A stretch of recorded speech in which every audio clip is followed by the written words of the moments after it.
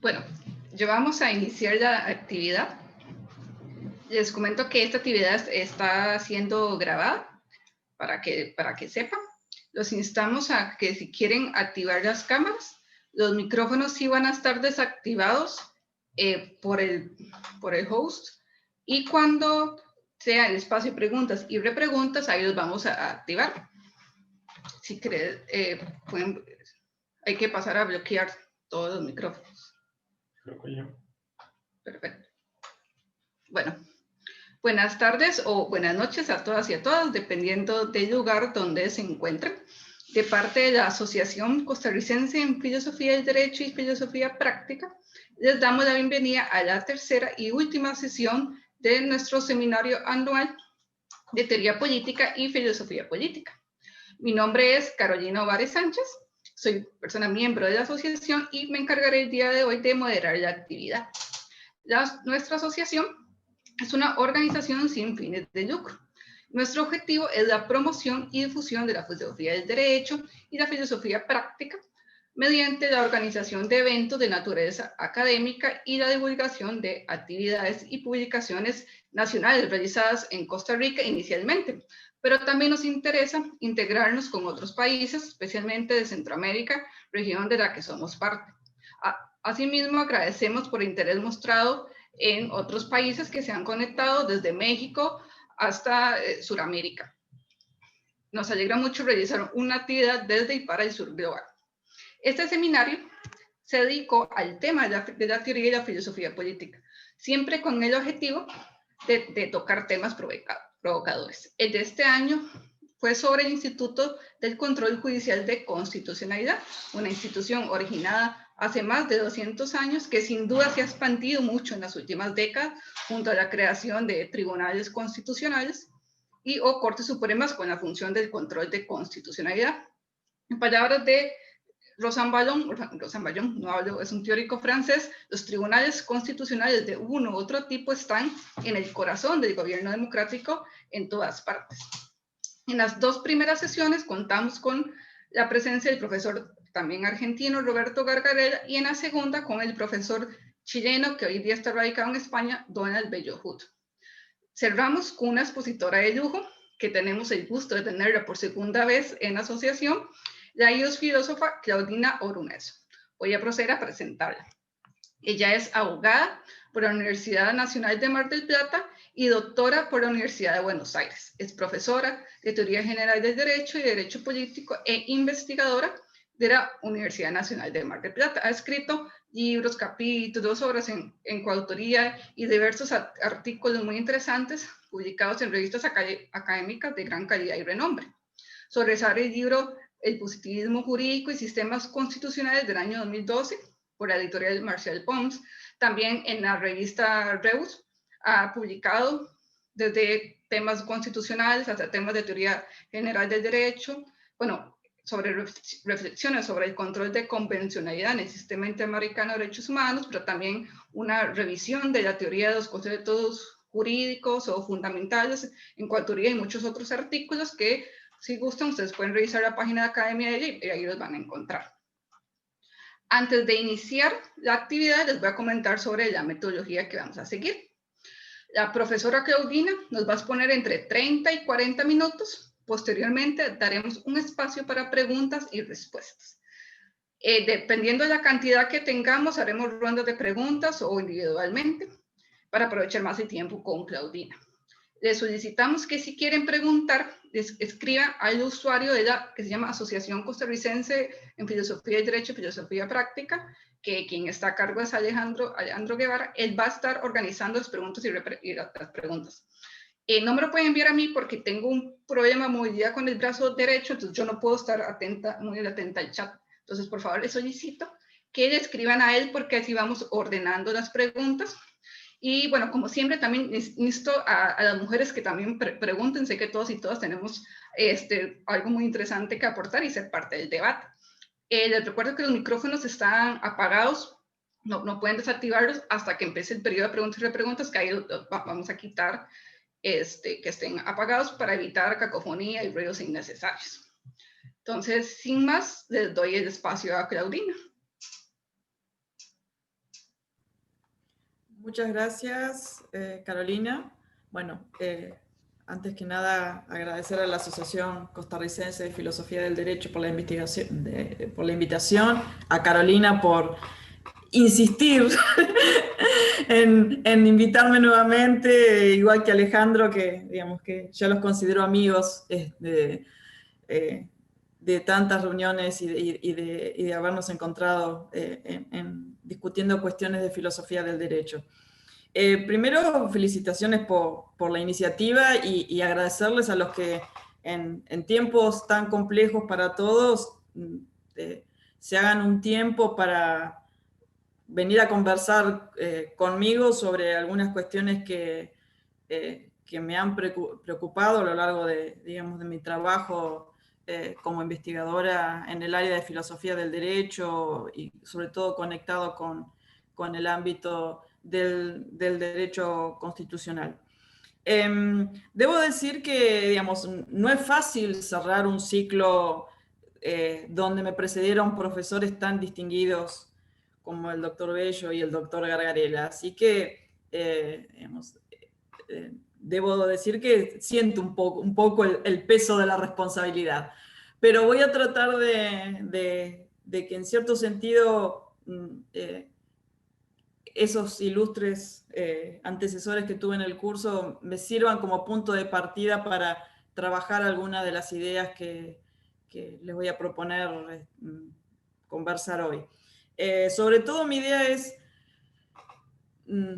retomar algunas de las, seguramente de las ideas que trabajaron con el profesor Gargarella en torno a las tensiones entre democracia y control judicial de constitucionalidad, pero proponerles, digamos, continuar con esa discusión desde otra perspectiva más cercana a mi formación y a mis intereses, que tiene que ver más con las cuestiones filosóficas y la teoría general del derecho, que yo creo que son relevantes para, en cierto sentido, establecer muchas veces los límites de otras, digamos, los límites, posibilidades y evitar a veces ciertas confusiones en los debates que se generan en un nivel más cercano a la filosofía política o a la filosofía del derecho más general. Ahora entonces voy a compartir pantalla. Preparé un pequeño PowerPoint para que puedan seguirme en el desarrollo. ¿Se ve? Perfecto. Bien. Un poco, digamos, la idea de lo que me interesa conversar hoy lo voy a dividir en tres partes. Primero,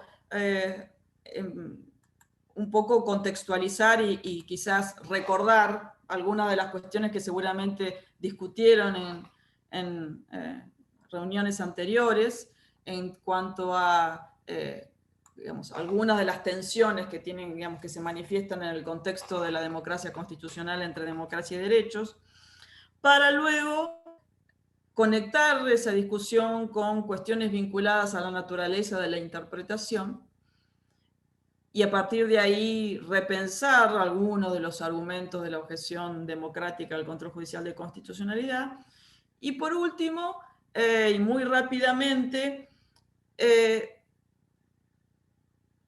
dar quizás una suerte de vuelta de tuerca a lo que nosotros normalmente tenemos en mente cuando discutimos la cuestión de la interpretación, el control judicial de constitucionalidad en las democracias constitucionales, que normalmente sobre todo lo identificamos con problemas vinculados a la asignación de significados a ciertos textos, y creo que a veces es importante también repensar toda esa discusión teniendo en cuenta la complejidad que tiene el proceso de adjudicación en general, pero sobre todo el proceso de adjudicación constitucional. Dicho esto, podríamos decir, digamos, si nosotros pensamos el papel que viene a cumplir la democracia constitucional en tanto diseño, ¿sí?, institucional, normalmente, digamos, una manera que a mí siempre me pareció fácil para entender los objetivos de un diseño como el de la democracia constitucional, tiene que ver con ver cómo ese diseño hace un esfuerzo por articular dos ideales. El ideal del autogobierno y el ideal de los derechos, en algún sentido, ¿sí? Como ustedes saben, digamos, la idea de en la democracia constitucional tenemos por un lado una preocupación por proteger o reconocer la idea del autogobierno, esto es la posibilidad de que los miembros de la comunidad política sean capaces de participar en un pie de igualdad de las decisiones que les afectan. Pero también en ese diseño hay una preocupación por tratar de, digamos, de limitar ese poder que está involucrado en el ejercicio del autogobierno, y esa limitación del poder es lo que viene a, digamos, justamente a plasmar la idea de la Constitución. Digamos, uno puede pensar digamos, en la actualidad existen muchos sentidos de cómo resignificar el texto constitucional o los textos constitucionales, pero digamos, el sentido clásico es esta idea de que conecta la Constitución con la idea del límite al poder. Y sin duda, el límite por antonomasia es el que está planteado en los textos constitucionales, en las declaraciones de derechos. Ahora, la forma de articular esos dos ideales normalmente se hace a través de, por un lado, prever una constitución, ¿sí?, que tenga algún grado de rigidez, y por otro lado, se instituye un mecanismo, ¿sí?, de control de constitucionalidad, cuyo papel es resguardar, garantizar la primacía constitucional mediante la revisión de la validez de las normas que dicta el legislador. Ahora, como ustedes saben, y ya han conversado largamente sobre el tema, seguramente, para muchos autores, tanto la rigidez constitucional como el control de constitucionalidad, cuando es asignado a los jueces, son vistos por muchos como, en otra época se les llamaba mecanismos contramayoritarios, ahora muchas veces genéricamente se habla de, digamos, que son deficitarios democráticamente, digamos, con esta idea de que atentan contra el ideal del autogobierno. Y ahí viene, digamos, un poco, sospecho yo, el título de este ciclo, del seminario, que es una de las tensiones que parecen estar presentes en el marco de las democracias constitucionales. Una constitución rígida limita, por un lado, lo que los órganos representativos tienen para decir y respecto de los cuales pueden tomar decisiones. Y obviamente, si se otorga a órganos no representativos el control de constitucionalidad y se le autoriza a, en algún sentido, establecer los alcances, el contenido de las decisiones del legislador, que fue ungido democráticamente, parecería que claramente existe una tensión con el ideal mayoritario.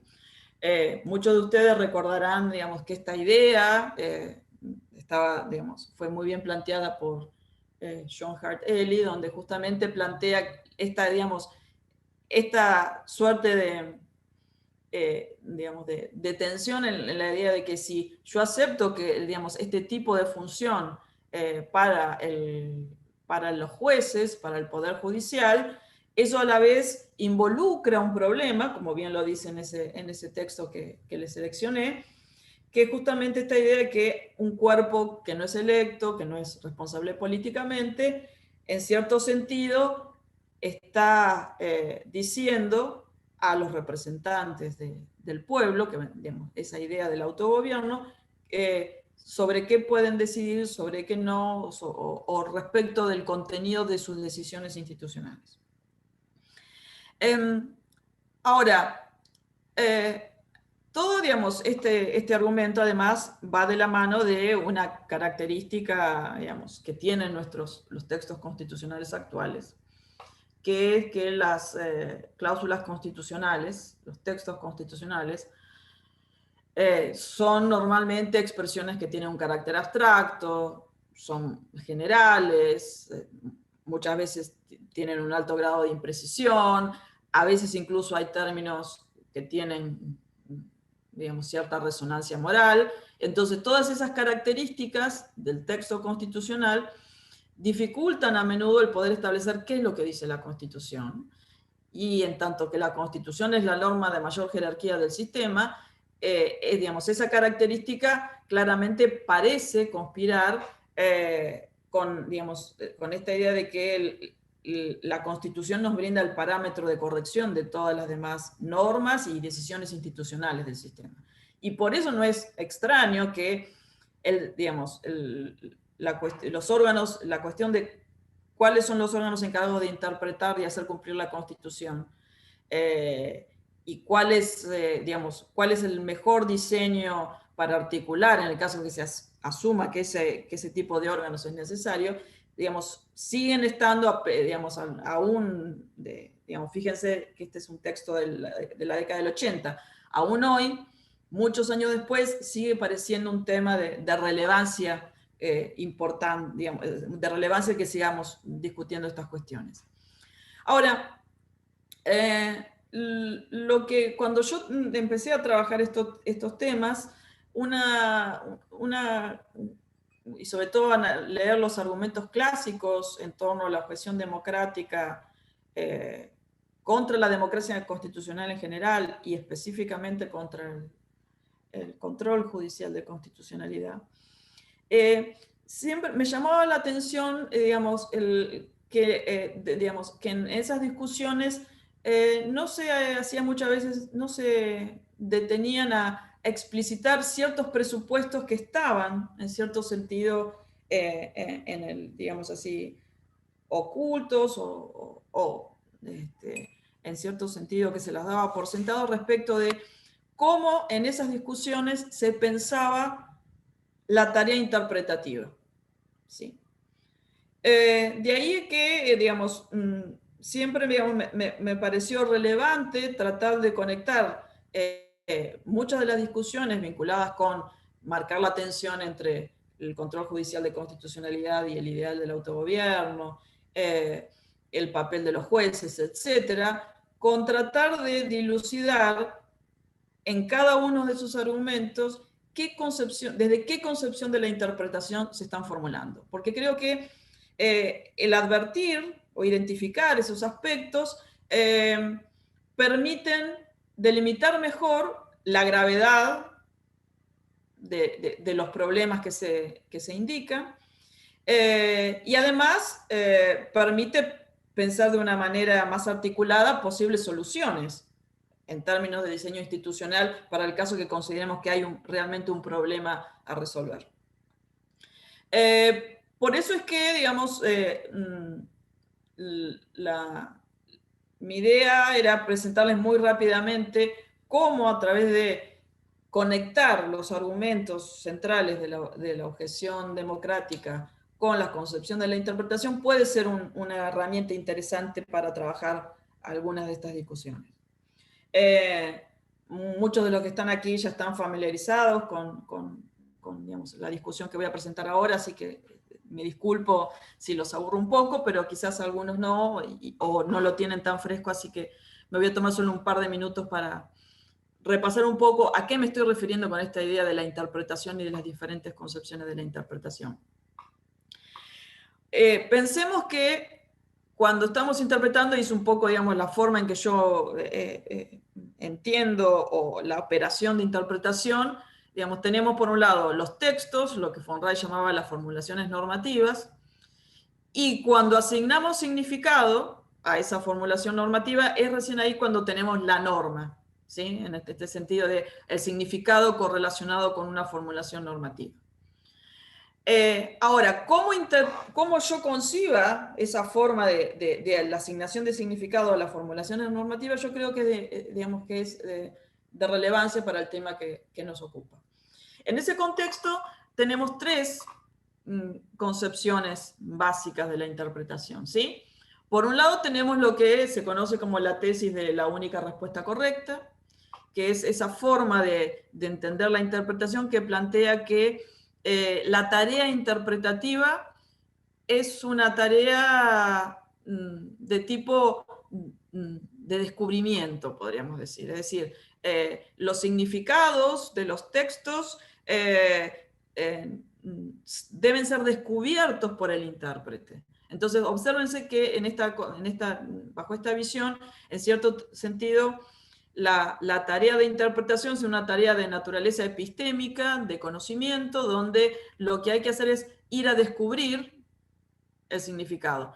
Aquí hay, digamos, podríamos encontrar versiones más sofisticadas, menos sofisticadas, desde concepciones como la de Michael Moore, de la tradición naturalista, de Dworkin, o a veces también esta concepción uno la puede encontrar muchas veces en muchos de los justificaciones de las decisiones de los tribunales, cuando, por ejemplo, la forma de argumentar plantea que justamente, digamos, la tarea de un buen intérprete es tratar de reordenar el material normativo de tal manera a través de esa reordenación o de esa reconfiguración, descubrir, ¿sí?, el significado que estaba ya ahí presente en esos textos normativos, en ese sistema jurídico.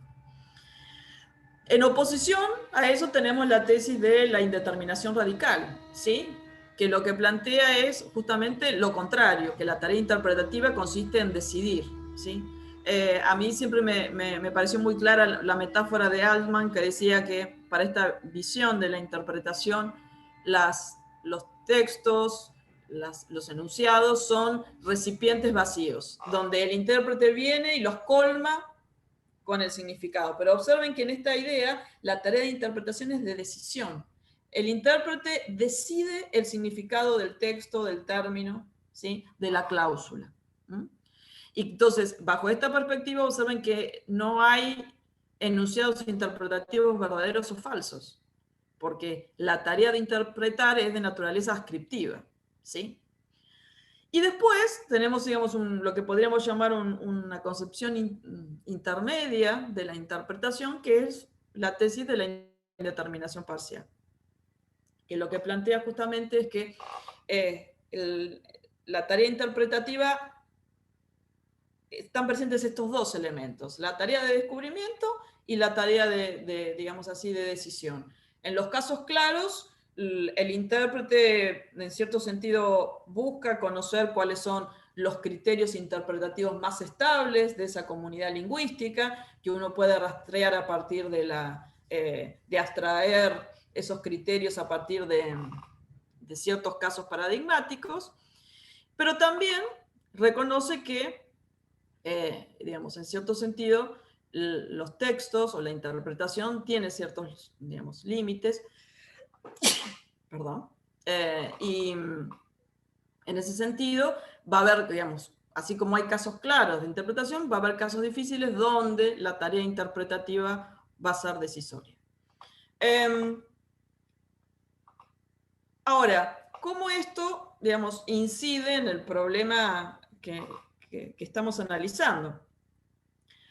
Recuerden que uno de los, digamos, argumentos centrales de la desconfianza que genera el control judicial de constitucionalidad para aquellos que, digamos, que tienen una posición que hace mucho hincapié en el aspecto mayoritario, en el aspecto del autogobierno, de la democracia constitucional, es, por un lado, la idea de que, por ejemplo, cuando los defensores del control judicial de constitucionalidad plantean que, bueno, en realidad los jueces lo que están haciendo es simplemente aplicar el texto constitucional, donde el texto constitucional es justamente la expresión del pueblo plasmada en una asamblea constituyente. Digamos, muchos de los argumentos que se plantean respecto de eso, bueno, pero ¿cómo sabemos cuál es la voz del pueblo? Si hay muchísimos desacuerdos respecto de cuáles son nuestros derechos, qué es lo que dicen los textos constitucionales, por las características que mencioné antes, etc. Es decir,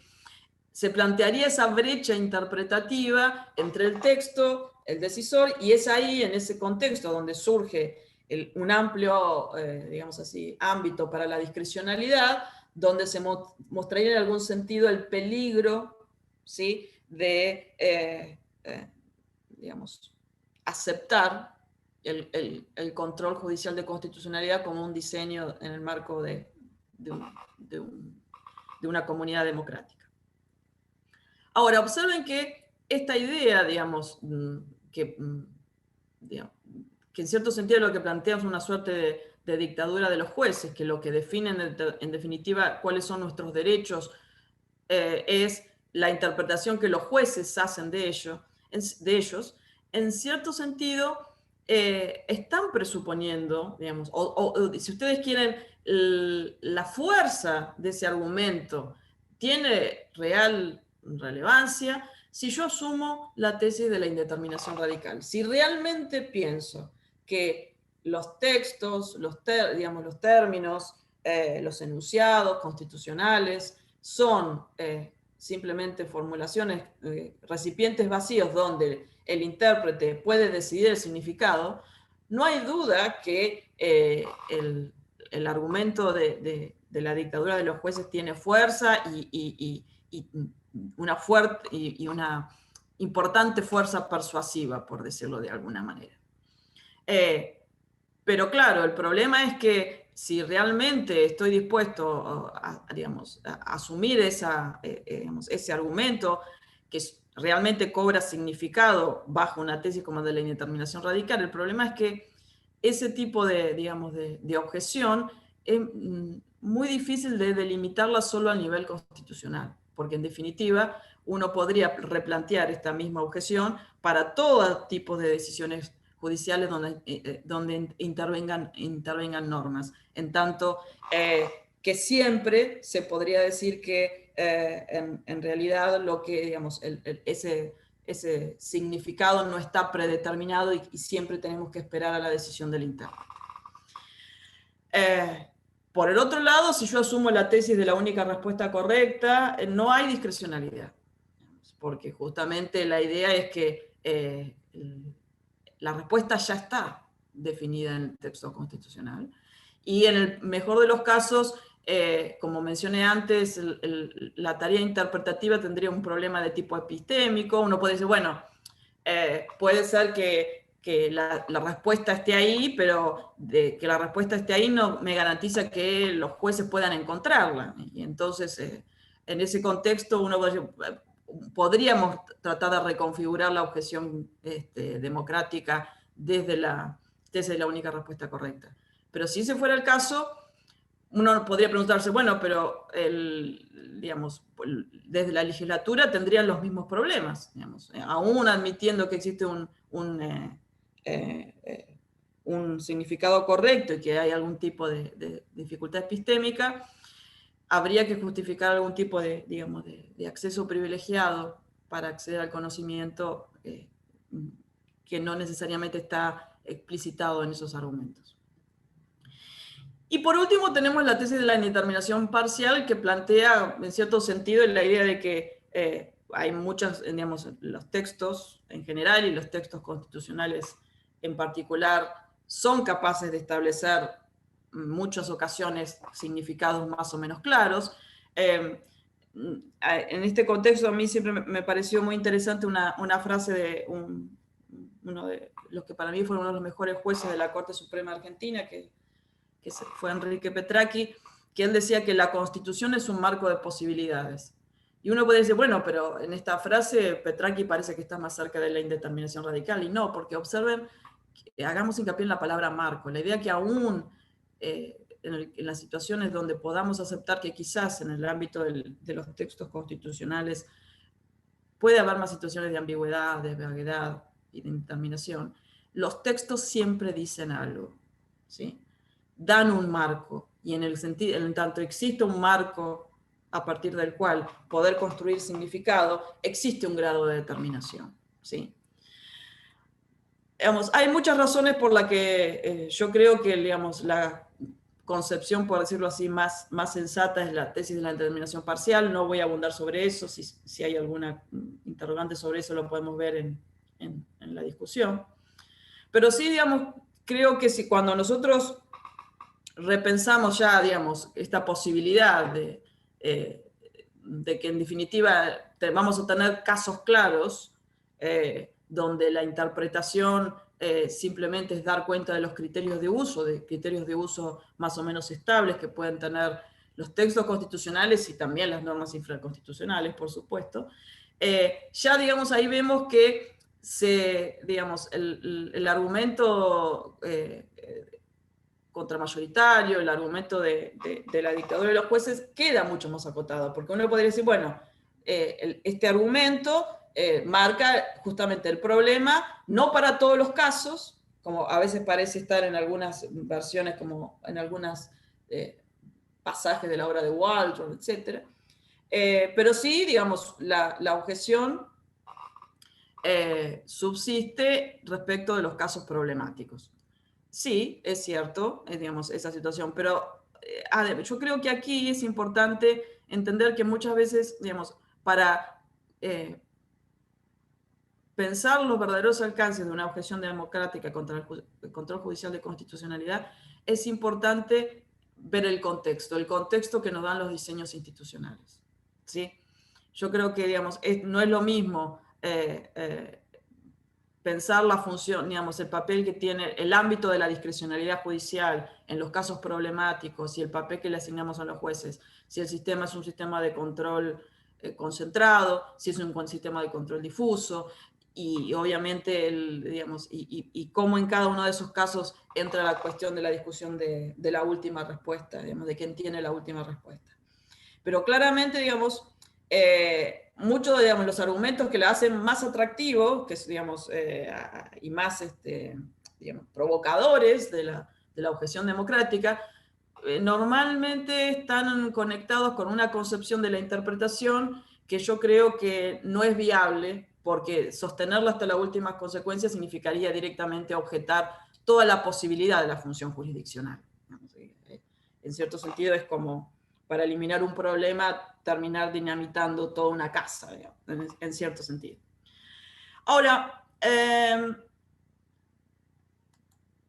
otra cuestión que quería plantearles, digamos, que es la última parte de mi intervención, tiene que ver con que muchas veces toda, digamos, esta discusión y las discusiones con respecto de la interpretación constitucional en general, sobre todo, digamos, intuitivamente la conectamos con los problemas directos de asignación de significado a las formulaciones normativas.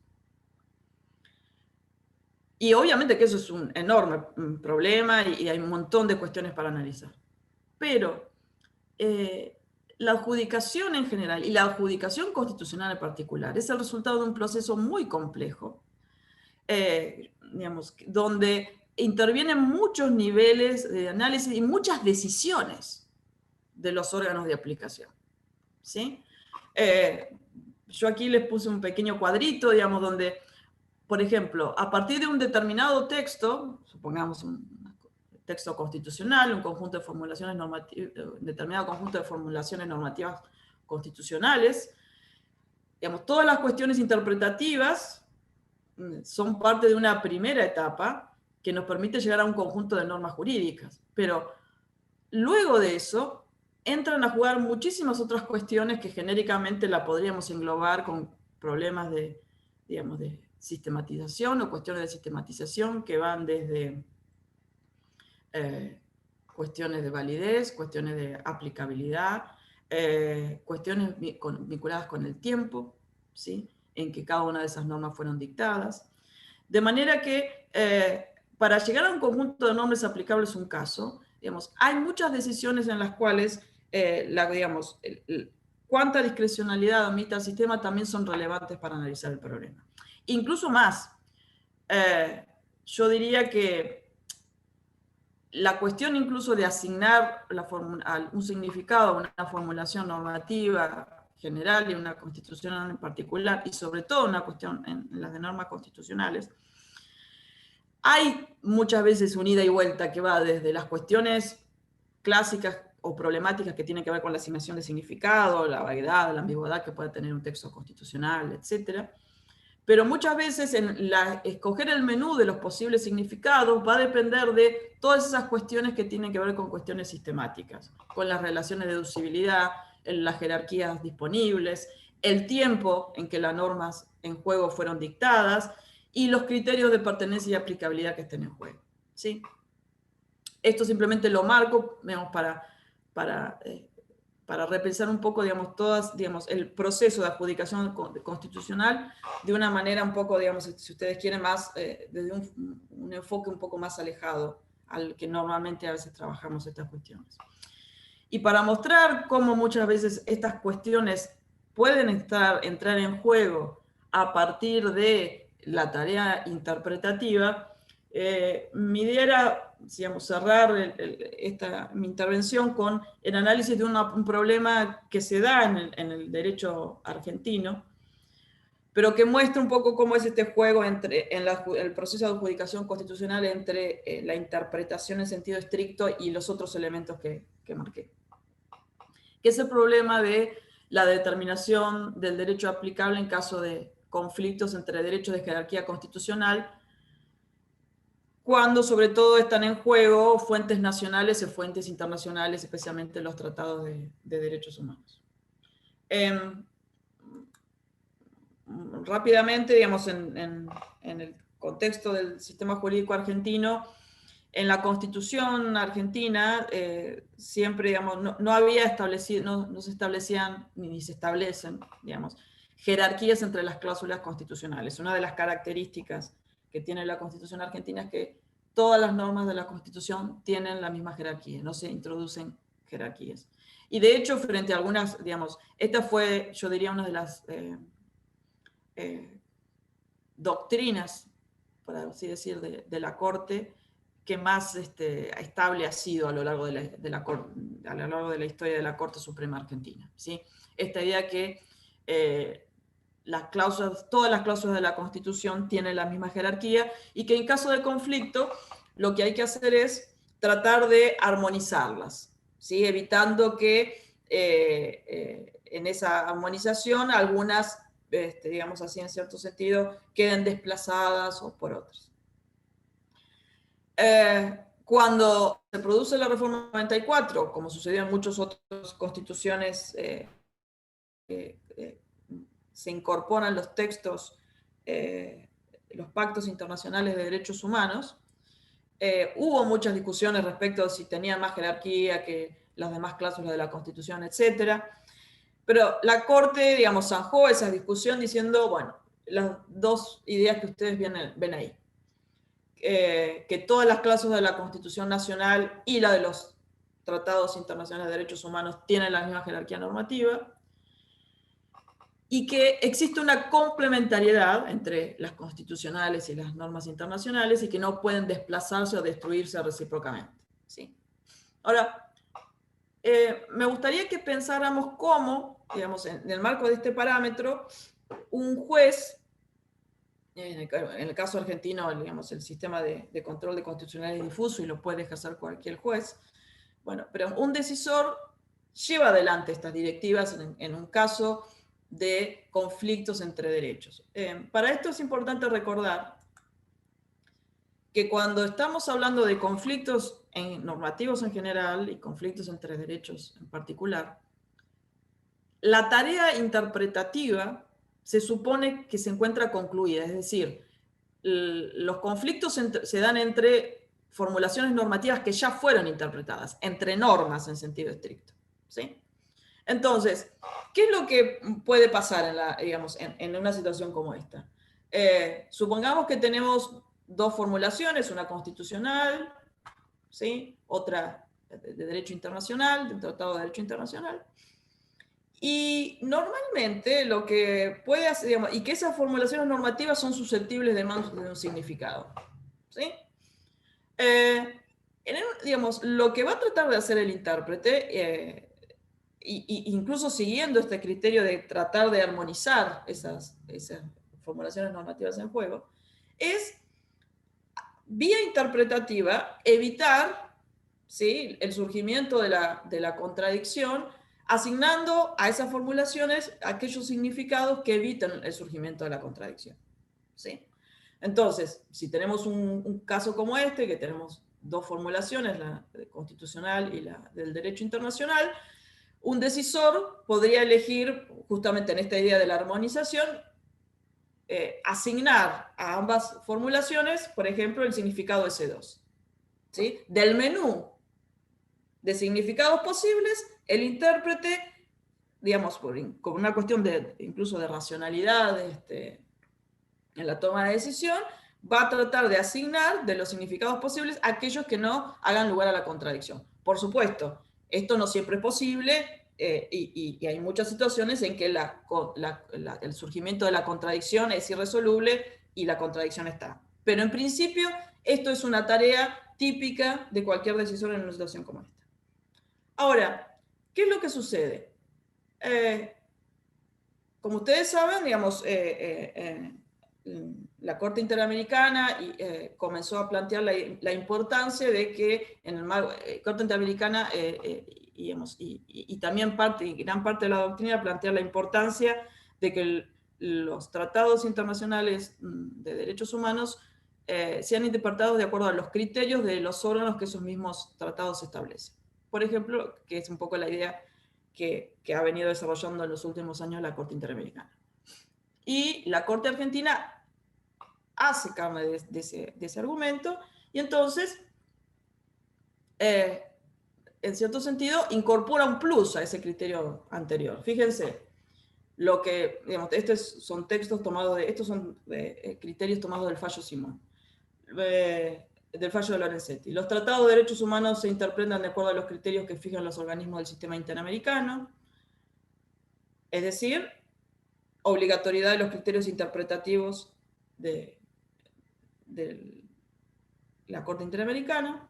Segunda tesis, los conflictos entre la Constitución y los tratados no pueden resolverse priorizando uno u otro, es decir, tienen la misma jerarquía. O sea, observen que se sigue manteniendo la tesis de la igual jerarquía. Y también se sigue sosteniendo la tesis de la armonización, es decir, que cuando los jueces deciden, tienen que hacer el esfuerzo por otorgar un pleno significado a esas disposiciones. Ahora, volvamos a analizar con estas directivas qué es lo que pasa en la situación de esta situación interpretativa en la que puede estar presente el decisor. En una situación como esta, tenemos una formulación normativa constitucional susceptible de dos significados y la otra formulación normativa del derecho internacional, pero donde la Corte Interamericana decidió que uno de esos significados es, entre comillas, el correcto, por decirlo de alguna manera, ¿sí? ¿Qué significa eso, digamos? ¿Cómo eso impacta en la decisión que tiene que tomar el decisor en esta situación? Claramente, al asumir la obligatoriedad de la Corte Interamericana, ya no tiene la misma libertad para armonizar que tenía antes. Ahora, del menú de significados posibles, ya en este caso el decisor no puede escoger ese dos. ¿Por qué? Porque el significado que establece el Tribunal Internacional, que debe privilegiarse, es el de la Corte Interamericana. Entonces, uno podría preguntarse si podemos seguir hablando en una situación como esta de armonización o adecuación. Y fíjense que cuando uno advierte que estamos frente a una situación de adecuación, en realidad lo que estamos diciendo es que hay una pauta que establece limitaciones respecto de los posibles significados que tiene una formulación constitucional. Entonces, en ese contexto nos podríamos preguntar, en situaciones como esta, ¿no se está modificando por vía pretoriana la propia estructura jerárquica del sistema?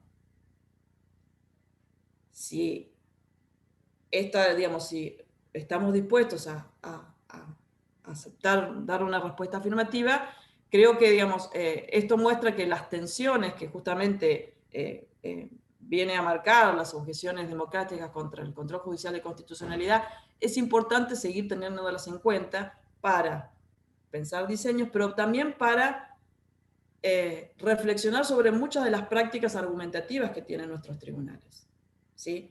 Que obviamente no es lo mismo plantear un argumento interpretativo que decir estamos modificando la estructura sistemática o incluso hasta la propia constitución de un sistema. Así que bueno, muchas gracias. Hasta acá llegamos. Espero no haberlos aburrido. Dejo de compartir pantalla. Bueno, muchas gracias. Todo, sin duda, muy, muy interesante. Vamos a dar el paso a las preguntas de las y dos participantes. En la lista tenemos a Mario Ramírez. Sí, no sé si tienen desactivados los micrófonos. Sí, sí los tienen. Entonces, Mario, si gusta hacer su pregunta. Sí, muchas gracias, Carolina. De nuevo, como les decía, muchas felicitaciones a la Asociación Costarricense de Filosofía en primera instancia y a la profesora Oronesu por su excelente disertación. Creo que es curioso, me alegra mucho ver cómo se ha avanzado de pasar de esa interpretación que en sus momentos de estudiante hablaba de que la Constitución dice lo que los jueces dicen que dice, que era algo que era común aquí en Costa Rica, en su momento lo dijo el magistrado Pisa, a estas posibilidades maravillosas de interpretación que nos da la profesora Oronesu. Quería preguntarle, profesora, ¿ha reflexionado usted, por ejemplo, ahora que hablaba sobre el tema del autogobierno, una duda que me queda, sobre todo viendo los cambios recientes, es qué pasa cuando desde el autogobierno, desde, por ejemplo, las autoridades con capacidad para nombrar al Poder Judicial, se empiezan a nombrar magistrados de una determinada ideología para forzar un cambio de interpretación hacia un sentido ideológico o político. Le pongo dos casos. A nivel de lo que fue los años 40 en Estados Unidos, la época Roosevelt permitió alinear a un tribunal constitucional a las ideas del New Deal. Ahora tenemos una situación que es, y lo estamos viendo recientemente a propósito de el fallecimiento, el triste fallecimiento de la magistrada Ginsburg. En este momento en Estados Unidos vamos hacia un proceso de indeterminación peligrosísimo, en el entendido de que lo que son las calidades de los jueces constitucionales a nivel federal estarían cambiando y podría dar para un juego para que cambie totalmente lo que es el contenido de derechos.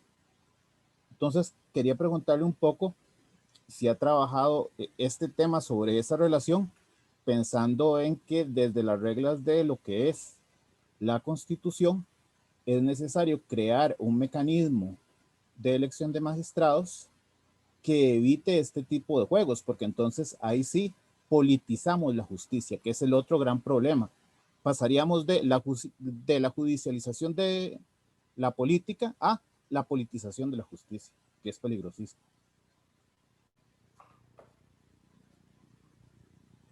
¿Contesto de una o hacemos varias? Sí, sí, de una, porque por ella bueno, no, perfecto. tenemos tiempo. Bueno, mira, yo no lo he trabajado particularmente, pero en Argentina, digamos, eso ha pasado.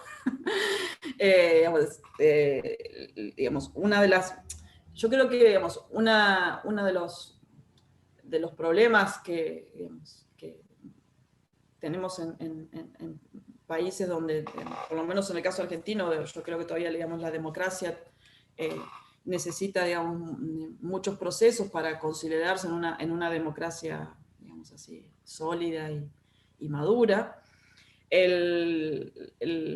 la tentación en burlar los límites que atraviesa el constitucionalismo siempre están presentes.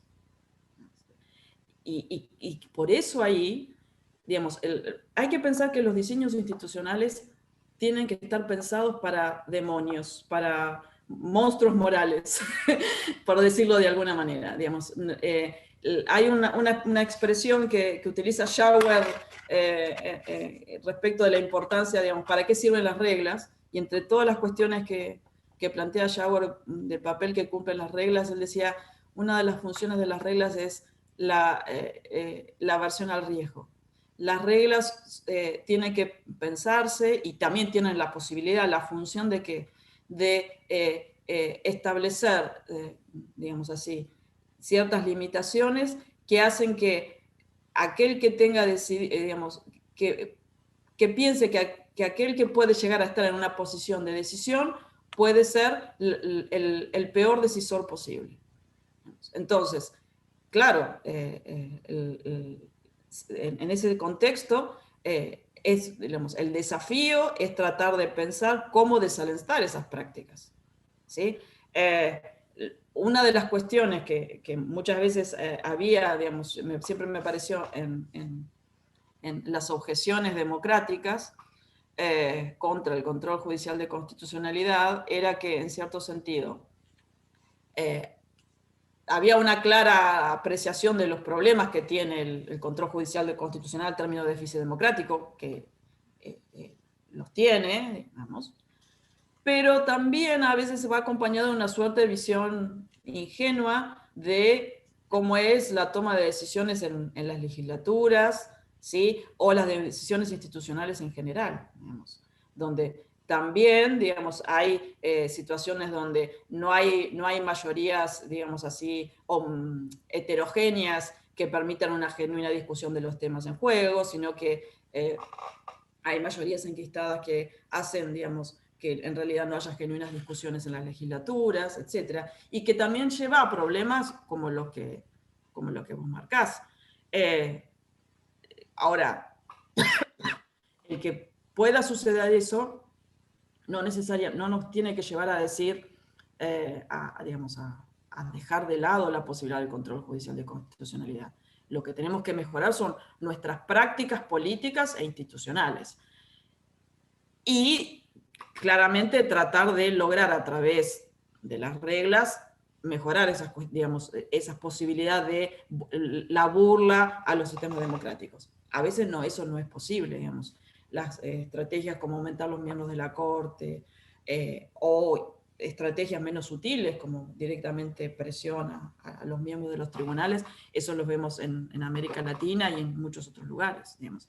Y eso es algo, digamos, con lo que es importante convivir y estar atentos, pero eso yo creo que no nos tiene que llevar primero, a tener una visión idealizada de los órganos mayoritarios, ni tampoco digamos así, a que sea un argumento para necesariamente terminar con el control judicial de constitucionalidad o debilitarlo en algún sentido. Sigue Ana Lucía Blanco, la vicepresidenta de la asociación. Buenas noches. Claudina, muchísimas gracias por una exposición tan precisa y amena. Tenía una consulta a propósito. Yo entiendo que usted no sostiene esta tesis y en eso estamos de acuerdo. Sin embargo, no puedo evitar cuestionar las bases filosóficas de la tesis de la interpretación radical, porque como dijo la persona que participó antes, creo que fue don Mario Ramírez, es una tesis que resuena, que sigue resonando, digamos, en las opiniones generales de los juristas y tal. Sin embargo, como tesis general, a mí me parece filosóficamente insostenible, o cuanto mínimo endeble, y empíricamente desacertada. ¿Por qué? Porque tomemos un lenguaje natural, que, como sabemos, está plagado de indeterminaciones, de ambigüedades y tal, un lenguaje cotidiano. Ni siquiera en el caso de los lenguajes naturales, esa tesis es sostenible, ¿Por qué? Porque la comunicación existe. Porque es posible la comunicación, porque llega un momento en que los interlocutores no se tienen que andar deteniendo, mira, ¿qué habrá querido decir esta persona con no? Quería decir sí, quería decir tal vez, simplemente acatan. Y no digo que no acontezcan situaciones de ambigüedad, simplemente que en la mayoría de los casos, pues, o sea, es posible comunicarse. Ahora bien, ¿por qué? Si se supone el lenguaje jurídico pasa por un proceso de reflexión consciente para tratar de hacerlo más preciso o librarlo, digamos, en la medida de lo posible de ambigüedades y tal. ¿Por qué habríamos de asumir que una tesis que no es sostenible, ni siquiera en el caso de los lenguajes más imprecisos, debiese serlo o habría podría sostenerse en el caso de un lenguaje jurídico que en tesis de principio intenta evitar ese tipo de situaciones? Bueno, Ana, no puedo estar más, digamos, estoy súper de acuerdo con vos. Digamos. Ahora, en cierto sentido, la pregunta de por qué, digamos, se sigue sosteniendo. Primero, digamos, hay ciertos contextos donde muchas veces digamos así, muchos de los argumentos, cuando nosotros formulamos argumentos, etcétera, o planteamos ideas sobre cualquier sector de la realidad, no somos conscientes muchas veces digamos, que aquello que decimos es el resultado de ciertos presupuestos teóricos, concepciones del mundo, del lenguaje, etc. Digamos, si estuviésemos, y es normal que lo hagamos, si no, no podríamos funcionar si todo el tiempo estuviéramos reflexionando sobre eso. Pero en contextos como los nuestros, digamos, que trabajamos digamos, en una disciplina tan sensible para la vida de las personas como es el derecho, esa reflexión creo que es obligatoria. En cuanto a la cuestión de, digamos, de tu lectura de las consecuencias, estoy totalmente de acuerdo. Ahora, lo que vos me decías, digamos, en cierto sentido, ¿por qué se lo ha sostenido? Yo diría, digamos, hay digamos, ciertas explicaciones, digamos, en algunos contextos, digamos, un poco hay una explicación histórica que tiene que ver con, y que incluso algunos de los que en algún momento sostuvieron la tesis de la indeterminación radical, incluso lo han reconocido, digamos, cuando uno ve algunas versiones digamos, de esta tradición en la escuela de los Critical Legal Studies en Estados Unidos, que trabajaba toda la crítica, la cuestión de la crítica de los derechos, ellos mismos reconocían que inadvertidamente habían tomado ciertos presupuestos filosóficos, como el Wittgenstein bajo la interpretación de Kripke, etcétera, que ellos no habían medicado adecuadamente las consecuencias. Digo, hay un texto de Tashnet donde Tashnet dice, bueno, cuando gente que sabía mejor que nosotros, digamos, sobre estas cuestiones de filosofía del lenguaje empezó a sacar las consecuencias, nos dimos cuenta que por acá no funcionaba, digamos. Entonces, hubo, digamos, por ejemplo, en esa tradición hubo todo un replanteamiento. La cuestión es que en muchas de las eslóganes que siguen utilizándose, solo son, para que tengan sentido, solo son compatibles bajo la indeterminación radical. El argumento de el derecho es lo que los jueces dicen que es, solo tiene sentido o es compatible con la tesis de la indeterminación radical.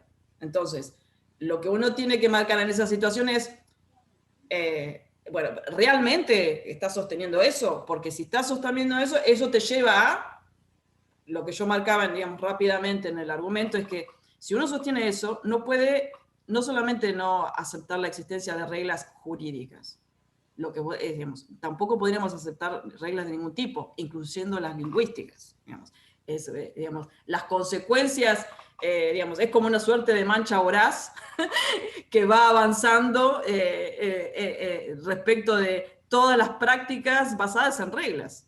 Fíjense que ni siquiera podríamos hablar de justificación de las decisiones judiciales en un sentido relevante, porque la idea de justificación presupone que la regla preexiste y la sigo.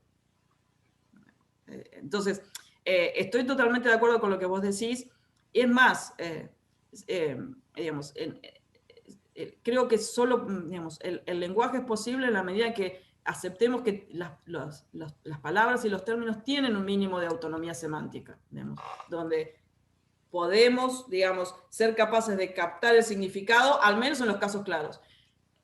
Acá también hay otra cosa, digamos, y esto ya lo decía Hart, que muchas veces cuando uno ve situaciones de indeterminación, como hay ciertas situaciones de indeterminación, piensa que todo es indeterminado. Y, digamos, ¿te acordás que esa es un poco la idea que él planteaba respecto de la pesadilla, como le llamaba él en la interpretación? Digamos, y ese es el problema. Por eso, digamos, hay que prestar esta atención que a veces los eslóganes, que son los más provocadores, los que nos quedan y los que discutimos en la charla de café, en ciertos contextos, hay que tratar de delimitarlos para evitar cuestiones como las que vos marcaste adecuadamente. Muchísimas gracias por la respuesta. Sí, hecho, antes de darle la palabra a Federico de Facio, eso que están discutiendo me parece interesante. Yo estudio el derecho más desde la ciencia política, desde judicial politics, la política en lo judicial. Y de hecho, hoy en día hay estudios desde la ciencia política que han dicho, bueno, volvamos a ver el derecho como parte de la decisión judicial de las y los jueces, porque no es solo como que son actores políticos estratégicos que están pensando en si se quedan en un supuesto o si solo su ideología determina totalmente su decisión, sino que se ha dicho, bueno, no, pero el derecho hay algo también que tiene que decir con respecto a las decisiones que toman. Entonces, esto desde la ciencia política, pero analizándolo desde la interpretación me parece interesante. Era solo un comentario. Ahora sigue Federico de Facio. Bueno, gracias Carolina, gracias. Hola Federico, Claudina, tanto tiempo. ¿Cómo estás? Bien, muy bien. Espero que vos también estés muy bien. Gracias por la exposición y fue muy clara. Yo tengo, si se puede, 2 consultas, pero que son breves. La primera, pensaba a partir de tu paper sobre la Constitución Argentina, esto que dice que las normas constitucionales tienen la misma jerarquía que las normas convencionales. Y pensaba, si desde el punto de vista teórico esto se puede sostener, porque salvo que asumamos que son normas totalmente compatibles, y son incompatibles, y hay algunos casos de inconsistencia entre normas convencionales y constitucionales, entonces o bien eso tiene que colapsar en lo que vos llamás la tesis fuerte, que creo que demostrás que es insostenible, o bien las normas convencionales tienen que ser infraconstitucionales, si no, no habría manera de resolver esos conflictos. Esa era mi primera pregunta, si desde el punto de vista teórico es posible sostener esto que dice la Corte, que están en un mismo rango de jerarquía. Y la segunda pregunta es la siguiente. Yo coincido con vos con que cuando los que discuten acerca del judicial review tienen una teoría que en general no explicitan o no está suficientemente sofisticada sobre la interpretación. En general esto es así, y las distinciones que vos hacés, los que son escépticos tienden a criticar al judicial review y etc. Pero pensaba en el caso de Waldron como una excepción, pero no estoy seguro si mi interpretación de Waldron es adecuada, y justamente eso te quería preguntar. Porque luego de haber leído algunos textos centrales de Waldron, un poco la sensación que me queda es que si uno lo apura un poco a Waldron y le repregunta, en algún momento va a parar y va a decir, mire, a mí no me importa si la interpretación judicial es objetiva. Mi punto es otro, mi punto es que me da la sensación, pero no estoy seguro, que Waldron diría, aún siendo objetiva la interpretación del juez, tampoco quiero que el juez decida. Quiero que lo elija el Congreso. Bueno, simplemente esas 2 preguntas. Gracias. Respecto de primero de la cuestión de la jerarquía, digamos, no me extendí más, pero hay, digamos, la peculiaridad que tiene el argumento de la Corte es que la Corte quiere seguir, digamos, planteando esta idea de que las normas tienen igual jerarquía. Y, digamos, si quiere sostener la obligatoriedad de los criterios interpretativos, no puede seguir sosteniendo la tesis de la igualdad jerárquica. Porque la obligatoriedad de los criterios interpretativos digamos, de los órganos internacionales de derechos humanos obliga a establecer limitaciones respecto del menú de posibles significados que vos le podés establecer. Para entender un poco la idea, yo me acuerdo que Arthur Wulin, digamos, en uno de sus textos planteaban que, y esto es una idea que también está en Kelsen, que las normas de superior jerarquía, las declaraciones de derechos, los textos constitucionales y las declaraciones de derechos tienen como una suerte de función de derogación anticipada. Lo que hacen es limitar, digamos, en cierto sentido, el menú de decisiones que el legislador puede llevar adelante.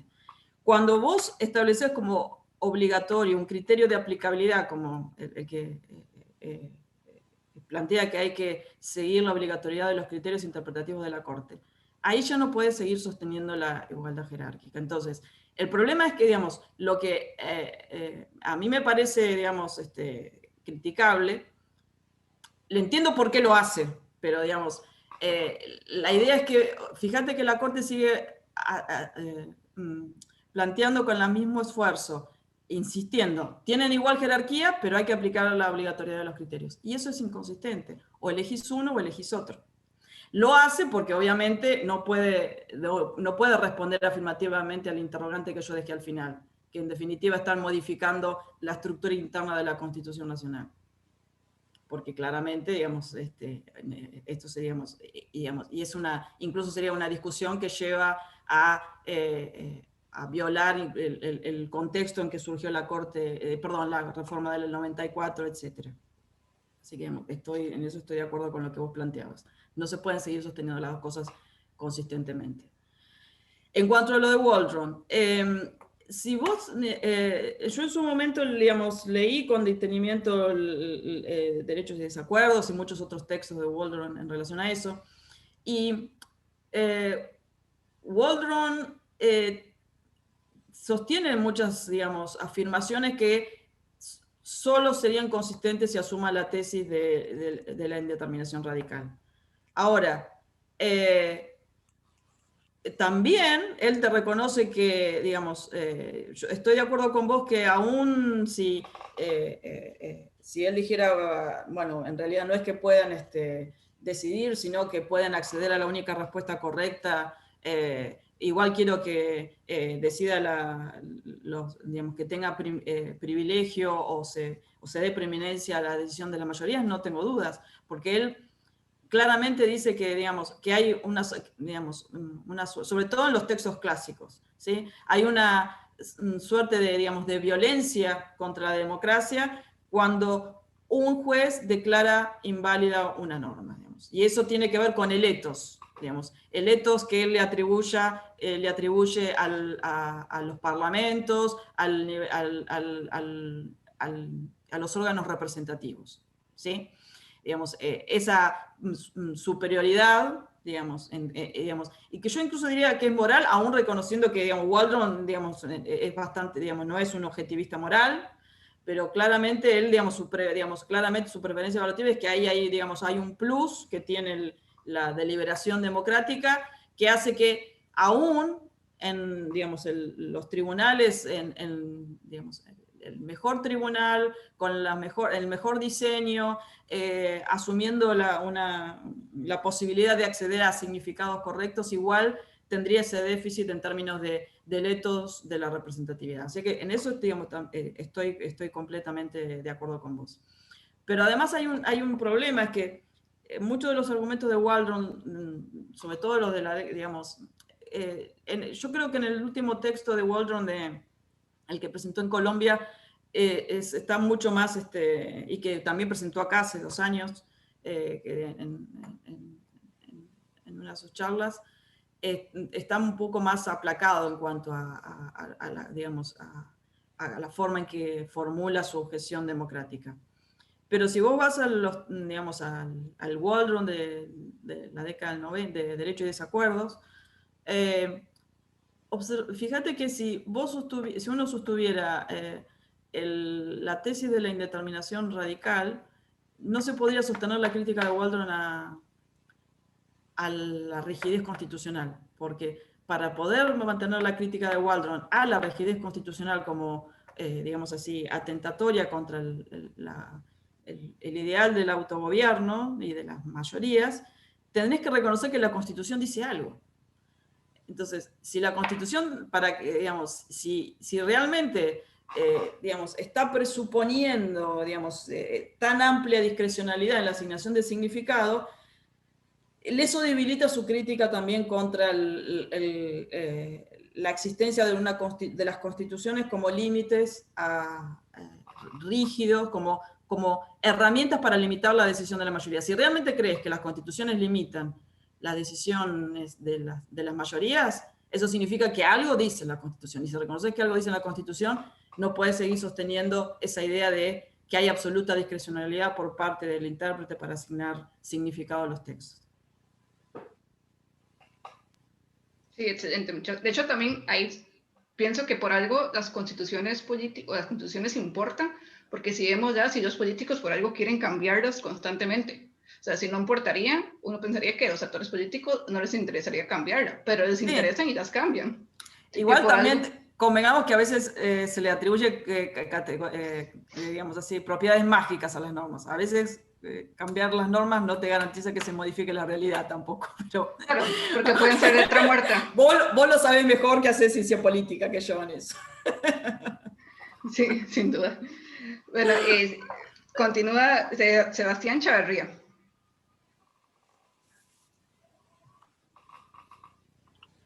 Hola, muy buenas tardes. Para mí es un honor muy grande estar acá, muy agradecido por la ponencia. Y en realidad mi pregunta es similarísima a la del colega Federico, ¿verdad?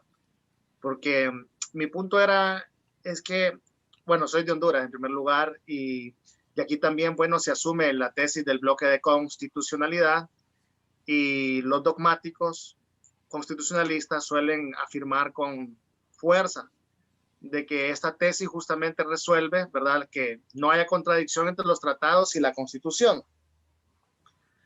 Pero de un tiempo acá hemos venido discutiendo con algunos investigadores que si se afirma que hay ciertos temas que son de prerrogativa exclusiva de la organización política interna de los estados, pienso por ejemplo en materia de la reelección presidencial, por ejemplo, o por ejemplo en Honduras, donde está regulado cómo va a funcionar el tema del territorio y los tratados territoriales, ¿verdad?, con otros países, que son, digamos, artículos pétreos. Todos estos son artículos pétreos.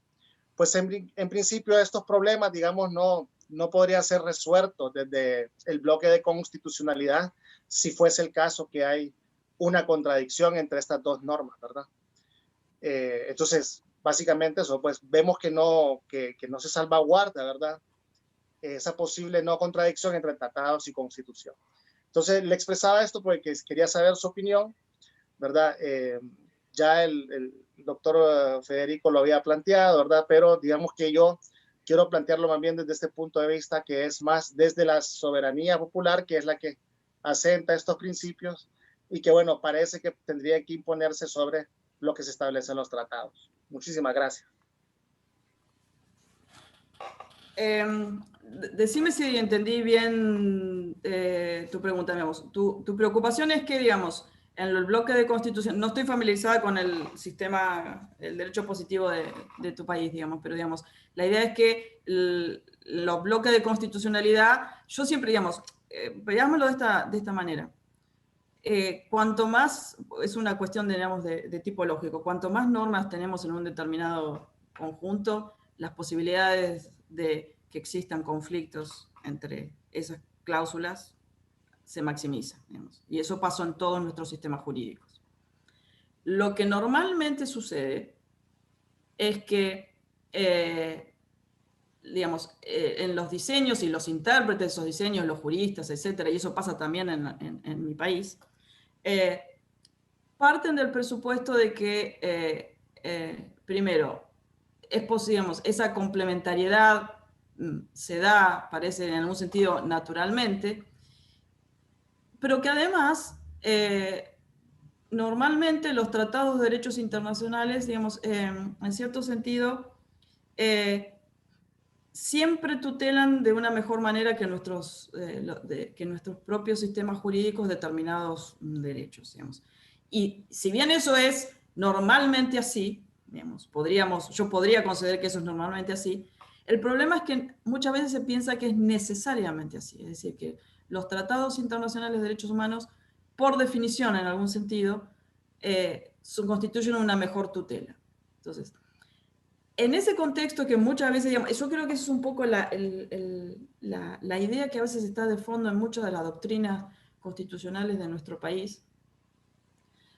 Yo soy de filosofía del derecho, muchos de ustedes que quizás trabajan más el derecho constitucional me podrán corregir si mi percepción es equivocada, pero que, digamos, piensan que esa, digamos, es una realidad y trabajan desde esa realidad, y por eso no les parece tan extraño luego afirmar que no hay contradicciones, que son complementarias, etc. Aunque, digamos, y acá quería aclarar una cosa. No es raro que en materia de conflictos entre derechos haya una suerte de tesis negatoria en el sentido de tratar de minimizar la posibilidad de conflictos, ¿sí? Y por eso, digamos, directivas de interpretación como el de la armonización, etc. Ahora, cuando hay, digamos, si se acepta que puede haber conflictos, la única manera de resolverlos es decidir cuál norma voy a privilegiar, digamos. Y ahí, digamos, eso va a suceder. Cuando hay jerarquía normativa, eso lo resolves por lex superior, que a veces algunos bloques de constitucionalidad la introducen. Pero cuando hay igual jerarquía, alguien tiene que decidir, digamos, y esa es la función de la autoridad. Ahora, yo lo que no entendí es cómo enganchabas esta cuestión, digamos, del diseño del bloque de constitucionalidad con el principio de representatividad y la soberanía popular. ¿Eso me lo podrás aclarar? Sí, es muy simple, es decir, si todos los posibles problemas que se pueden dar entre la Constitución y los tratados se puede resolver por vía del bloque de constitucionalidad, entonces también los problemas que puedan surgir, por ejemplo, en materia de artículos pétreos, podrían también resolverse pensando o teniendo criterios, por ejemplo, como el pro persone y todo este tipo. No obstante, vemos que, o por lo menos eso es lo que se está estilando, ¿verdad? Que no necesariamente es así, que los principios de bloque de constitucionalidad parecen resolver solo aspectos muy puntuales de derechos humanos y no, por ejemplo, problemas en temas, por ejemplo, territoriales o el mismo tema, por ejemplo, de problemas como la reelección, que ha sido el caso, ¿no? Que se ha traído, pero que parece que más bien son posiciones forzadas, pues, que se han intentado interpretar así. Entonces, en esa línea es que va. O sea, vos lo que me estás marcando que no necesariamente, digamos, los bloques de constitucionalidad, digamos así, en cierto sentido, abarcan o cubren todos los posibles contenidos que pueden tener. Digamos, así es. Sí, digamos, eso es probable. Ahora, digamos, en ese contexto, me parece, digamos, en términos de que no sean regulados específicamente, me parece igual un poco, digamos, en términos digamos, de cómo funcionan las jerarquías normativas, desde, digamos, cuestiones de las posibilidades de reelección, etcétera, ese tipo de, digamos, de decisiones que son, si vos querés, de política ordinaria, por decirlo de alguna manera, presuponen una serie de derechos y de reglas constitutivas en algún sentido, que solo son posibles en virtud de las normas que están en el bloque de constitucionalidad. Entonces, yo no estoy tan segura de que puedas decir que hay ciertos sentidos como áreas de reserva donde claramente, digamos, las normas del bloque de constitucionalidad no lleguen a regular. Aunque sea de manera indirecta en términos de quiénes son los órganos, qué cuestiones pueden decidir, etcétera, eso, digamos, incide. Ahora, si vos me decís en términos de una normativa directa, bueno, los textos constitucionales o los tratados internacionales no dicen nada respecto de la posibilidad de reelección. Eso, por supuesto, puede darse. Pero la cuestión es si realmente, digamos, si podríamos decir que es una cuestión de, digamos, que no fue regulada porque adrede el convencional no quiso hacerlo, o si justamente la dejó al libre arbitrio para que lo regule digamos, los órganos de la política ordinaria. Ahora, decir que está completamente aislada del resto del bloque de constitucionalidad me parece raro porque, digamos, en cierto sentido, bueno, esto es algo que seguramente trabajaron con el profesor Gargarella, digamos, esta idea que él plantea de la Constitución como sala de máquinas se vincula con esta idea que también yo tengo, digamos, de la relevancia de las reglas constitutivas para generar, establecer cuáles son los mundos constitucionalmente accesibles a los que podemos construir a partir de los textos constitucionales. Pero, digamos, puede haber situaciones que no regule los textos constitucionales, obviamente, porque, digamos, no podemos, como presupuesto, pensar que todas las conductas están reguladas, pero que esté completamente aislada del bloque de constitucionalidad, a mí me parecería raro. Pero otra vez, no estoy familiarizada con tu sistema jurídico, digamos, como para poder responderte específicamente. Bueno, quedan 3 personas anotadas en la lista. Les voy a pedir que sean puntuales para no abusar del tiempo. Bueno, yo voy a responder más cortito. Sería Alejandro Guevara.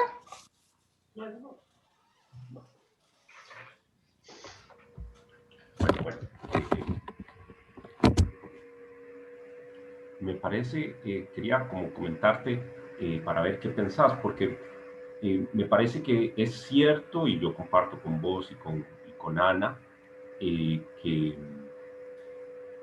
es posible, si se quiere, para ponerlo en términos muy exagerados, metafísicamente posible, que haya tribunales constitucionales que fallen asumiendo la concepción de la indeterminación, o sea, comprendiendo que interpretan bajo la concepción de la indeterminación parcial.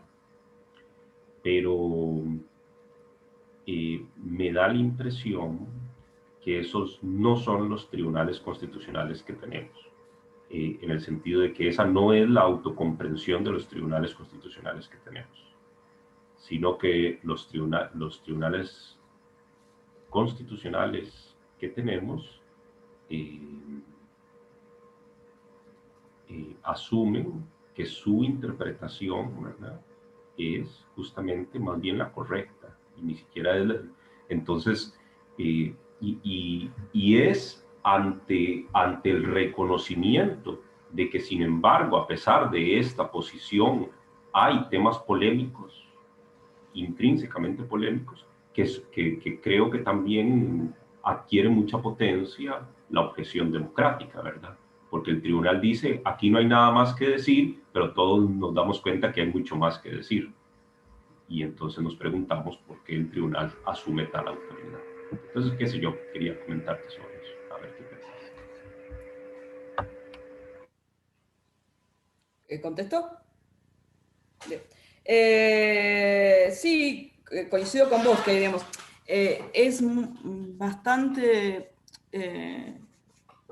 si vos querés, uno analiza los estilos de argumentación de las decisiones constitucionales de los jueces constitucionales, es normal que en la argumentación se plantee en términos sobre todo más cercanos a alguna versión de la tesis de la única respuesta correcta. Y en versiones a veces, digamos, muy poco sofisticadas, simplemente en esta idea que yo les marcaba antes de... muchas veces lo que hacen los tribunales es plantear la tarea interpretativa como una suerte de demostrar que la tarea interpretativa es una suerte de construcción jurídica, pero donde esa construcción es más de naturaleza, si ustedes quieren, informativa o de descubrimiento, donde si hay alguna complejidad interpretativa se la presenta como simplemente una cuestión de reordenación o de descubrimiento de lo que quiso decir el convencional o el legislador, si estoy interpretando una norma infraconstitucional. Ahora, hay veces en que digamos, los tribunales, y eso digamos, en la Corte Argentina a veces pasa, hay muchas situaciones donde claramente la forma en que la Corte argumenta es consistente con una visión de la única respuesta correcta o una concepción, digamos así, cognoscitiva de la interpretación. Pero también hay muchas cuestiones donde se discute digamos, el significado de un término, de una cláusula, donde uno podría ver que hay digamos, una cercanía más a la concepción de la indeterminación parcial. Vos me podrías decir, bueno, puede ser eso o puede ser simplemente que, digamos, esa discusión puede ser de esto que yo marcaba de analizar, por ejemplo, los problemas de vaguedad o de ambigüedad como problemas de naturaleza epistémica y no ontológica. Sí puede ser, pero... Y ahora esto que voy a decir se me está ocurriendo ahora que estoy hablando con vos, así que puedo estar diciendo una barbaridad. Quizás también un poco en esa forma de argumentar de los tribunales, en el sentido de argumentar en línea de lo que sería una forma de interpretación en términos de que hay una respuesta correcta y viene el tribunal a decir, esta es, digamos. Tiene también que ver con la función que cumple el Tribunal Constitucional. Con esta idea de que tiene que dar certeza respecto de, digamos, lo que dice la Constitución. Entonces, hay veces que esa certeza es presentada como simplemente esta tarea de reconstrucción y de descubrimiento. Hay veces que esa certeza es, bueno, se reconoce que hay un problema de cierta indeterminación. Lingüística o porque hay un conflicto, entonces se establece que para ese caso particular hay que tener en cuenta ciertas propiedades relevantes que hacen que para ese caso particular se prefiera uno respecto de una de las cláusulas respecto de la otra, etc. Pero la idea de decir esta es la decisión también yo creo que tiene que ver con el papel institucional que cumple los tribunales, como, digamos, sobre todo en los diseños que tienen la última palabra. Entonces, esa idea de certeza también yo creo que incide en los estilos de argumentación. Lo que no obsta es que a mí siempre me parece que cuando argumentan, digamos, no tienen muchas veces este tipo de reflexión que nosotros estamos planteando. Pero sí creo que es, digamos, relevante porque lo que muchas veces uno ve es inconsistencia. Digamos. ¿Cómo explicas a veces en muchos tribunales los cambios de criterio, digamos, el completo cambio de significado de una formulación normativa, constitucional o lo que sea? ¿Sí? Digamos, eso pasa en la Corte de Estados Unidos, pasó acá en Argentina respecto, por ejemplo, del caso de la multirreincidencia, caso Gramajo y Sosa, digamos. Y digamos, ahí en situaciones como esa, los partidarios de la objeción contramayoritaria y la de la determinación radical podrían decir, sobre todo del estilo critical de Estado, pueden decir, ven que tenemos razón, acá los jueces deciden y esa única manera de explicarlo es por cuestiones de naturaleza política. Pero en los estilos, si estamos haciendo la forma de construir los argumentos y los votos, yo creo que no me parece raro que esa idea de certeza esté presente, pero creo que tiene que ver con el papel que cumple en el diseño, independientemente que quizás no reflexionen todo esto que nosotros estamos reflexionando. Bueno, quedan 2 preguntas más para no abusar de tiempo, porque aquí ya son las 10 y 10:30 de la noche. Sería Carlos Cárdenas y Jairo Arias. Si quiere, hacen las 2 y después le damos el espacio a Claudina para que responda. Sí, bueno, buenas noches. Primero a Claudina, muchísimas gracias por la exposición, muy interesante, un tema que es muy importante y muy tocado en estos días, ¿verdad? Mi pregunta más que todo sería, a ver, si la fuerza de un convenio internacional es igual a aplicación a todas las partes firmantes, ¿cómo entender de una forma coherente el margen de apreciación nacional sin socavar un potencial no acatamiento de una sentencia, que no recomendación?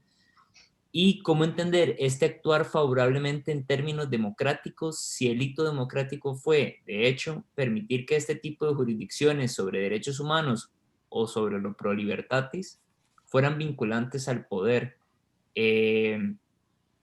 Sobre todo si entendemos que estos tratados nacen, ¿verdad? Cuando se empezó a entender la democracia o institucionalizar la democracia en su dimensión subjetiva, ¿verdad? Sobre todo el tema de los límites al poder a través de un margen hacia la libertad. Entonces, si este tipo de convenios, como el Pacto de San José, digamos, nacieron para limitar el poder y se instituyeron democráticamente en las constituciones, que no hay que olvidarlo, ¿cómo hacemos un enlace democrático con esas críticas que hoy vienen desde la misma democracia, ¿verdad? Uno piensa en diálogo, un mayor diálogo institucional entre cortes, no obstante, no se deja de sentir a veces que eso podría ser formas de amainar los derechos que a todos los firmantes deberían de acatar, ¿verdad?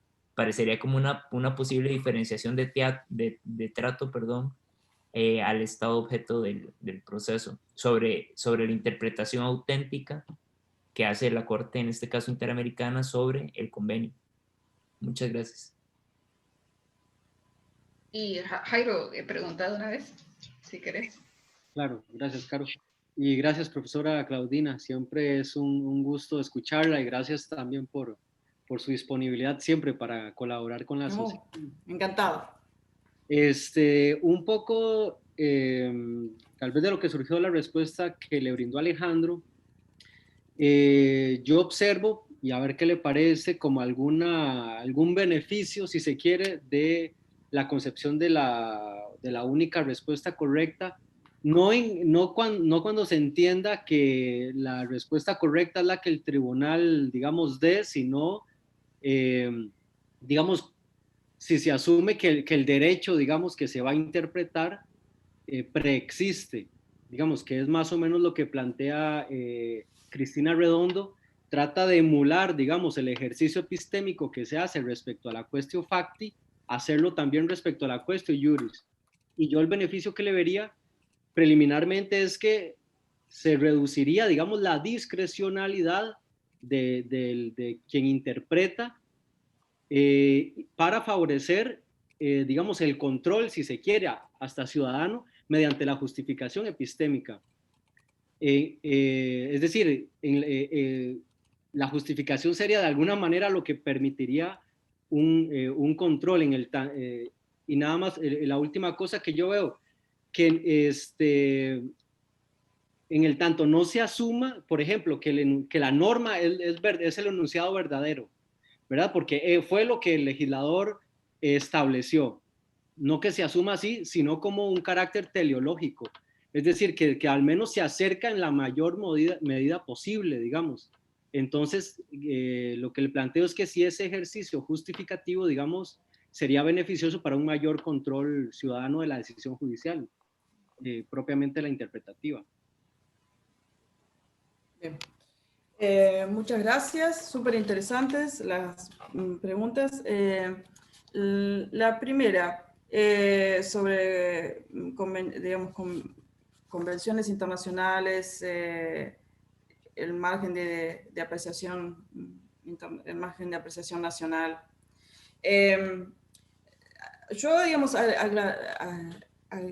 agregaría una recordaría una pequeña cuestión en relación a esta cuestión de, digamos, de los criterios, el criterio que estableció la Corte Interamericana en relación a la obligatoriedad de los criterios interpretativos que ella misma establece. Que eso fue una decisión de la Corte, digamos, no fue una decisión de, digamos, no estaba previsto eso en el Pacto de San José de Costa Rica. Digamos, la decisión de, digamos, que la interpretación que hace la Corte de las formulaciones del Pacto de San José de Costa Rica sea la que establece la Corte Interamericana, fue una decisión pretoriana de la Corte Interamericana. Digamos. Entonces, en ese contexto, la posibilidad de decir, bueno, es lo que democráticamente los estados aceptaron cuando adhirieron a los pactos, es un poco forzado porque en realidad incluso este criterio que estableció la Corte surgió mucho después en que estos tratados fueron aprobados y que incluso aquí fueron adquiriendo jerarquía constitucional en nuestros respectivos países. Ahora, me parece muy interesante lo que vos marcás respecto del margen de apreciación nacional, porque justamente el aceptar el margen de apreciación nacional implica tener que aceptar un debilitamiento de la obligatoriedad de los criterios interpretativos de la Corte Interamericana. Porque si aceptas el margen de apreciación nacional, eso implica que la Corte, digamos, tiene que estar dispuesta a debilitar. Y cuando me refiero a debilitar, digamos, me refiero a, sobre todo, a aquellas situaciones donde, digamos, la interpretación fuerte de la obligatoriedad de los criterios que plantea que para todos los Estados miembros, incluso para aquellos, respecto de casos donde el Estado no es parte, esos criterios son obligatorios. Porque, digamos, obviamente es súper sensato plantear que, digamos, los tribunales tienen que tener en cuenta, digamos, entonces, dar razones de si está dispuesto a ponderar o en cierto sentido hacer jugar una cláusula constitucional con alguna cláusula de la Convención Americana, digamos, hay que tener en cuenta y si se decide desplazarla, dar cuenta de ello. Pero si se acepta el margen de apreciación nacional, eso, digamos, implica que la Corte tiene que al menos debilitar su posición respecto a la obligatoriedad de los criterios interpretativos. Y como me parece que vos sugeriste, y yo en eso coincido con vos, yo creo que si estamos, digamos, tratando de pensar en esta suerte de aumentar los diálogos entre cortes, ¿sí? Entre las cortes nacionales y los superiores tribunales, que es algo que se viene discutiendo mucho en el marco del sistema europeo de derechos humanos, el margen de apreciación nacional digamos, creo que es un elemento ineludible a reconocer. Pero yo creo que todavía hay cierto escepticismo por parte de la Corte Interamericana, bueno, en cuanto a ese contexto. Pero en términos generales estoy de acuerdo con lo que vos señalabas. En cuanto a lo que planteaba Jairo, por lo que vos decís, si vos aceptás que las reglas son, digamos, pueden leerse, digamos, en la tarea interpretativa, digamos, como una suerte de, digamos, planteando un parámetro de carácter teleológico para construir a través de la interpretación el significado de los textos, significa que vos digamos, estás reconociendo que ese texto tiene digamos, te está dando algún tipo de significado. Entonces, yo no estoy tan seguro, digamos, yo no diría que, de última, me lo aclarás si querés, pero digamos, tu posición es completamente compatible con una tesis de la indeterminación parcial, porque en definitiva, cuando vos aceptás que en la tarea interpretativa, digamos, podés plantear una suerte de relación de medio a fin, ¿sí? Una suerte de racionalidad instrumental en la tarea interpretativa, con esto que vos planteás digamos, de pensar la interpretación en términos teleológicos para reducir la discrecionalidad, eso sería simplemente una suerte de una estrategia interpretativa para obviamente, reducir la discrecionalidad o para operar o darle racionalidad a tus decisiones en el contexto de discrecionalidad, pero creo que, digamos, absolutamente estás presuponiendo la posibilidad de que la regla te da claramente un contexto de interpretación, pero que también tenés, digamos, ese margen. Entonces, digamos, tu posición, más que ser más cercana quizás a la tesis de una visión absolutamente cognoscitiva de la interpretación, es alguna variación de la tesis de la indeterminación parcial. Cuán determinado vos veas que estén las normas y las reglas, digamos, eso, digamos, vos me dirás de acuerdo a partir de tus presupuestos y del sistema jurídico en el que estés trabajando. Pero en tanto vos pienses la tarea interpretativa con esta idea de construcción a partir de la posibilidad de detectar un fin, ¿sí?, para, digamos, ir eliminando la discrecionalidad, ahí, digamos, claramente estás reconociendo que el texto te dice algo y que hay un grado de indeterminación. Entonces, yo creo que, digamos, más que decir que estás más cercano a la tesis de la única respuesta correcta, me suena a que, digamos, vos te sentirías más cómodo en la tesis de la indeterminación parcial en ese contexto. Que incluso entonces uno podría aceptarse que en la indeterminación parcial, en la parte que es un poco oscura, digamos, ahí incluso podría hacerse un ejercicio de justificación epistémica. Sí, hay que ver qué entendés por justificación epistémica, digamos. Si por justificación epistémica está diciendo, bueno, hay ciertos criterios que yo considero valiosos, digamos, que pueden ser valiosos por diferentes cuestiones, valiosos por cuestiones morales o instrumentales, etcétera, ¿sí?, a partir de los cuales yo puedo, digamos así, decidir el significado, ¿sí? Esa sería la manera en que vos operás en el contexto de discrecionalidad, pero tenés que reconocer que estás trabajando en un marco, ¿sí?